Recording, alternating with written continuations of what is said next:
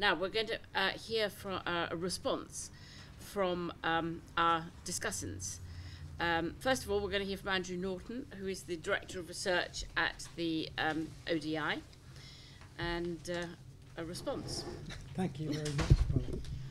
Thanks a lot. I'll be quick because it would be nice to move to some discussion, but many thanks to both of the presenters, and also stimulating to look at how the two presentations complement each other. I'll start just with an observation about Tracy's presentation and some of the experience, I guess, from developing countries and particularly middle-income countries. I think the problems of sort of casualised and informal labour and how that impacts on people's dignity are pretty intractable. But one area where I think there is something to say is on the sort of conditions of dignity of access to social transfers and welfare. A lot of the middle-income country schemes allow people access to money without it then being a crime or bad to continue working. And often the discourse is focused on sort of improving intergenerational chances for the children and so on, which also, I think, takes away some of that sense of deep humiliation that people have accessing transfers in the UK.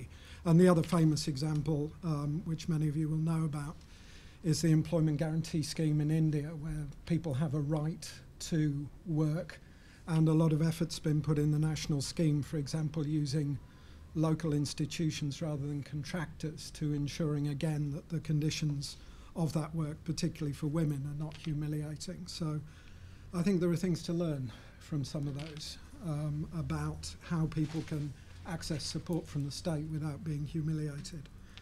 Moving on now, on the Chronic Poverty Research Centre, 10 years, 11 years of fantastic work.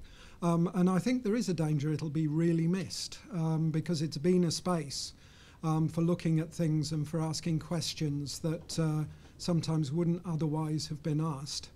I want to pick up very strongly on one of Andrew's 5 takeaways, which is a reminder that, you know, the front piece of the MDGs, the goal of eradicating poverty, is substantially different from the target, which was to eradicate half of absolute poverty by 2015. And I like very much the idea that we should take up that and talk about kind of finishing the job, or the original intent looking beyond 2015. A few more words about areas, just some thoughts quickly about areas where if the CPRC was continuing over the next few years, we'd look for it to be active and really helpful in our understanding of poverty and policy to address poverty, where we need to find other ways of dealing with that as we go forward. One, I'm sure Paul will talk about this as well, is that the social protection progress is spectacular in middle-income countries, but much less so in low-income countries. So how will you know, the increased security that many people in countries like Brazil, India now experience, how will that be extended at scale in low-income countries? Secondly, I think the agenda around urbanisation, around the way in which chronic poverty is different or changes as people move from rural to urban settings, growing urban populations, and the particular characteristics of urban poverty, that people often, particularly in the first generation, don't have secure rights to be where they are, and don't have a secure membership or a membership of a stable community. And the last question, which is we often discuss, is that it's hard in national poverty measures to calibrate between rural poverty and urban poverty because there's such different experiences. So also being able to represent and understand that, you know, people have higher incomes in urban areas, it doesn't necessarily mean that chronic poverty vanishes.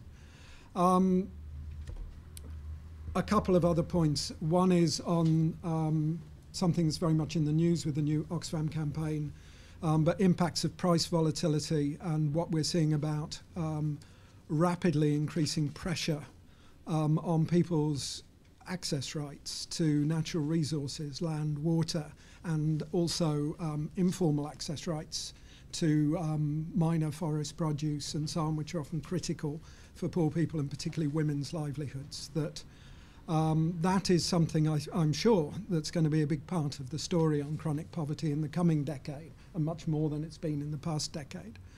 So these are areas where we need to keep a focus on looking at what happens to people, to the chronically poor. And finally, won't go into this in detail, but many developing countries, partly because of the successes around the MDGs and social service provision, will see much larger proportions of their population in the older age groups, and ageing populations will stretch the capacity of families, communities and public systems to give support. So that's another area where we would expect to see change in the demographics.